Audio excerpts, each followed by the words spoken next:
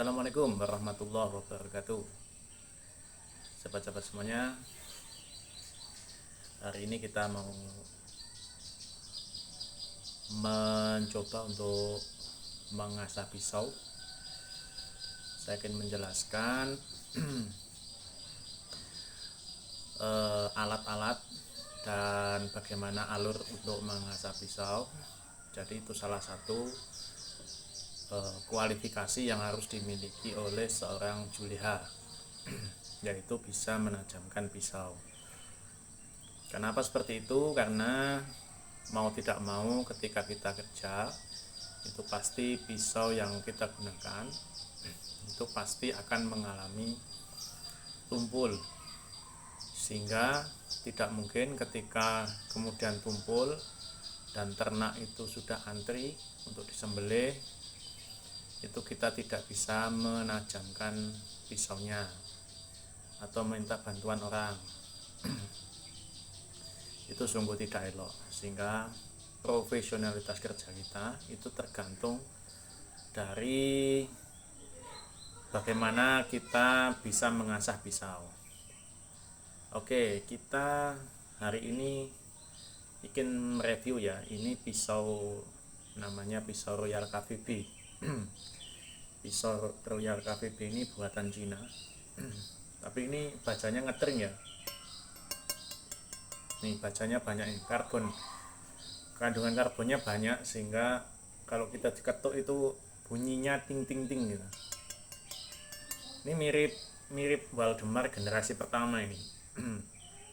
Waldemar generasi pertama itu kalau diketik itu ngetring seperti ini.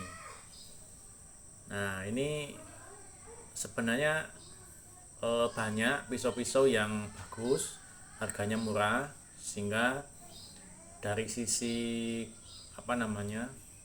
biaya budget itu tidak terlalu besar untuk teman-teman yang baru mau mulai untuk menekuni profesional juliha atau profesi juliha. Oke, tanpa berlama-lama saya akan menjelaskan untuk alat-alat yang biasa saya gunakan untuk menajamkan pisau, terutama pisau yang awalan. Jadi kalau pisau sudah tajam, nanti ada alat lain lagi untuk menajamkan. Misalnya kita pakai honing, kita pakai sharpening ya. Kalau di tempat kerja kita nggak mungkin pakai seperti ini, pakai batu ini nggak mungkin. Jadi kita pakai sharpening ataupun honing. Oke, untuk awalan berarti kita anggap bahwa pisau itu banyak chipping atau banyak matanya itu ngerol. Nah, itu kita harus menggunakan metode rebeveling. Nah, kita membuat atau namanya orang suka bilang tuh membuka mata ya. Itu juga berlaku untuk pisau-pisau yang kita beli awal dari pabrik. Itu sebisa mungkin kalau digunakan untuk menyembelih itu kita gunakan metode membuka mata, karena pasti kalau dari pabrik itu matanya itu masih tipis kecil. Nah, style orang itu macam-macam. Ada dia itu yang suka flat dari atas sampai bawah itu tidak kelihatan bukaan matanya itu ada. Tapi seperti itu biasanya untuk embos-embos dari pabrik itu pasti akan hilang, karena kan dia diasah dari atas ke bawah itu betul-betul flat. Nah, itu resikonya seperti itu. Kalau untuk pisau-pisau yang murah sih nggak apa-apa, tapi kalau untuk pisau-pisau yang mahal 1 juta ke atas itu biasanya eman. Mending kita buka matanya itu barang 1 atau 2 mili lah gitu, sehingga enak. Kita misalnya kurang tajam, itu kan kita tidak perlu capek-capek mengasah dari atas sampai bawah, cukup sudut yang kita kenakan untuk membuka mata. Oke ya, jadi untuk alatnya seperti ini. Kalau teman-teman ingin membuat alat untuk mengasah, itu pastikan punya 4 barang ini ya. 1 adalah tataan air, baskom ya, bentuknya kotak. Terus yang kedua adalah tataan untuk kita naruh batunya. Nah, kalau saya pakainya seperti ini, flat aja, nggak usah kita kasih kasih pentokan yang sini, tapi di bawahnya ini kita kasih pentokan. Ini kita kasih sekrup 4. Fungsinya apa? Fungsinya untuk mengunci ke baskomnya supaya dia nggak gerak maju mundur enggak. Oke. Terus yang ketiga adalah kanibu. Kanibu itu kita pakai kanibu yang bekas aja. Kenapa pakai kanibu? Karena kanibu itu sifatnya keset ya, keset, dia menyerap air, dan ketika kita taruh batu whetstone-nya, dia akan dia kayak ngikat gitu loh, sehingga ini nggak bakal gerak. Kita dorong itu dia nggak bakal lari meskipun dia nggak ada pentokan di depan atau di belakangnya. Kalau tradisional kan depan belakang tuh ada pentokannya toh. Nah ini saya nggak pakai seperti itu, cukup pakai yang namanya kanibu bekas aja nggak apa-apa. Biasanya teman-teman kalau yang punya kenalan cucian mobil, cucian motor kan pasti banyak nih kanibu bekas. Kalau beli ya nggak apa-apa sih sebenarnya, nggak seberapa, paling sekitar 10.000 atau 15.000 kalau beli ya. Tapi kalau untuk seperti ini ya bekas aja nggak masalah, kan fungsinya cuma untuk ngancing ini loh, ngancing batunya gitu ya. Terus yang selanjutnya, yang keempat adalah batu asahnya itu sendiri. Batu asah itu sendiri kita pakai yang, kalau saya itu pakai yang 3 macam ya. Satu, batu asah untuk mengenakan mata, ini saya pakai yang made in China. Jadi teman-teman jangan jangan anti dengan made in China ya, karena ya satu, memang kita sudah kalah teknologi dengan mereka. Jadi untuk itu kita harus akui, sehingga mereka bisa membuat satu barang yang harganya itu murah tapi kualitasnya itu mewah gitu teman-teman ya. Jadi nggak apa-apa, asalnya pakai apa mas, ya pakai Cina, yang penting kan hasilnya itu kan setara. Bukan masalah kita pakai Cina atau kita pakai Eropanya itu, tapi kita lihat kita tuh pakai alat itu spesifikasinya seperti apa gitu ya. Nah saya pakai korondum ya, korondum ini untuk buka mata. Korondum ini kalau tulisannya sih waktu itu kalau nggak salah 3.000 atau berapa itu loh, 3.000 5.000 atau berapa situ. Cuma ya kalau untuk ukuran internasional kayaknya enggak sih, kalau 3.000 5.000 mungkin di bawah itu kalau ukuran internasional. Cuma kalau di Cinanya dia tulis 3.000 5.000. Oke, terus ada juga batu lokal ini ya. Nah ini batu lokal nih, kalau yang seperti ini korondum itu saya gunakan untuk pisau-pisau membuka mata pisau yang bahannya stainless ya, bahannya stainless. Nah ini cepet, ngerusnya cepet banget.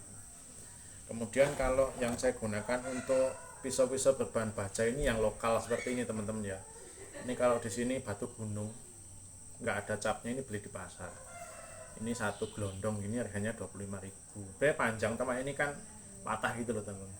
Nah ini untuk buka mata pisau yang berbahan baja lokal, itu kan keras banget toh. Nah itu pakai yang ini. Kalau yang pakai yang korondum eman-eman ya, meskipun harganya nggak mahal banget tapi kan ya eman-eman gitu. Oke, terus selanjutnya saya juga pakai batu Bogor ya. Ini batu Bogor dua tipe. Sebenarnya saya beli dapat paketan 3, ada yang merah, ada yang putih, ada yang hitam. Nah saya cuman pakai yang putih sama yang hitam ini toh.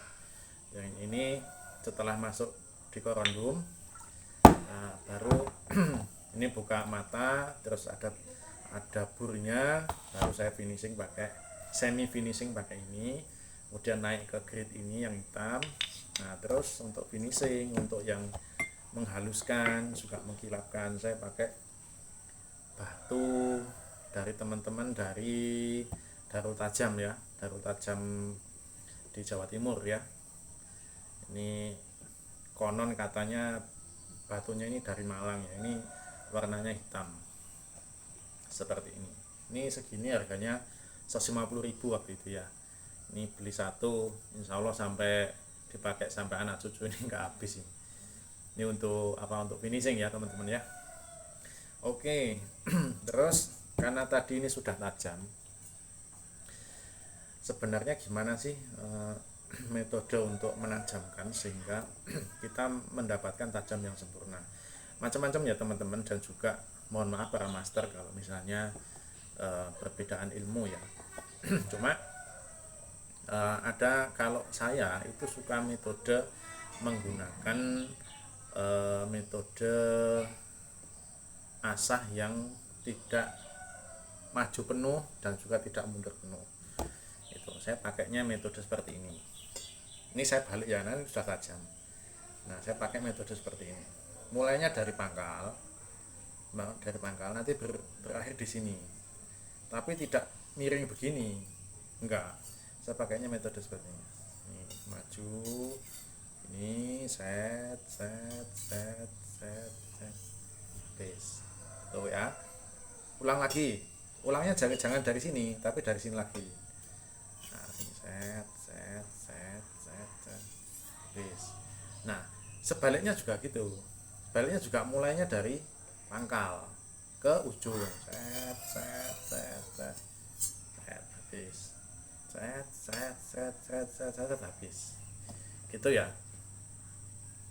Itu kalau untuk baik untuk membuka mata ataupun untuk finishing. Gitu teman-teman. Kalau untuk membuka mata, keunggulannya adalah pasti akan rata. Jadi kalaupun ada perbedaan itu tipis banget dengan metode seperti itu. Tipis apa maksudnya? Bukaan matanya itu hampir rata ya, meskipun kita manual nggak pakai bar grinder ya. Itu akan otomatis apa ya? Kayak ada alur gitu loh.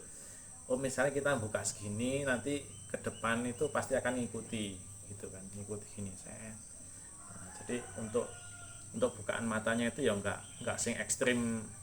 Kan biasanya kalau miring gini kan ada yang tebel di pangkal, tapi di ujungnya ini jadi enggak rata gitu loh, enggak tebel lagi. Malah justru kecenderungannya adalah garisnya itu makin ke ujung tuh makin mengecil gitu teman-teman ya. Itu yang saya alami ya. Mungkin metode itu saya tidak menguasai, saya hanya menyampaikan apa yang saya kuasai dan saya yakini bahwa itu cocok ya untuk saya gunakan. Oke, saya rasa seperti itu. Jadi urutannya adalah siapkan peralatan. Satu adalah baskom untuk isi air, kemudian tataan tadi ya sudah ya, terus kanebo untuk ngancing ininya, batunya, terus juga batunya sendiri. Gitu teman-teman ya. Nah, mudah-mudahan tutorial ini bermanfaat. Kalau untuk ketinggiannya disesuaikan dengan kenyamanan masing-masing. Kenyamanan dalam artian untuk mendapatkan sudut itu, kalau saya seperti ini, kalau saya segini ya, di diafragma ini tuh, ini enak sekali untuk ngasah. Jadi kita juga tidak terlalu menekan, juga tidak terlalu ngambang gitu. Kalau terlalu menekan tuh biasanya kalau nggak matanya itu ngenaknya terlalu banyak, itu biasanya juga akan, kalau kita terlalu bersemangat itu larinya ke sini. Nah, ini akhirnya nanti ketika kita dorong maju, ini kena batunya, akhirnya matanya rusak. Sudah kita capek-capek, nanti jatuh ke sini, kita dorong matanya rusak. Kita ulang dari awal. Nah, itulah teman-teman sedikit informasi yang bisa saya sampaikan untuk peralatan dan untuk mengasah pisau, untuk untuk alur pengasahnya ya, seperti itu. Terus ini sebenarnya pisau hadiah, ini punya istri saya, ini pisau hadiah dari Superindo Royal Rapid ini. Nah, lihat ketajamannya. Jadi kalau untuk ngetes ketajaman tuh jangan pakai kertas ya, kita pakai plastik.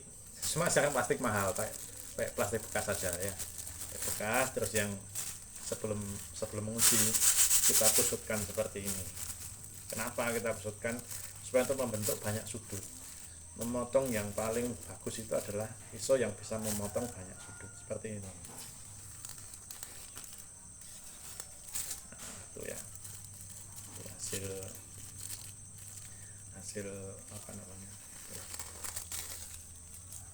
Hasil apa potongannya. Kalau sekedar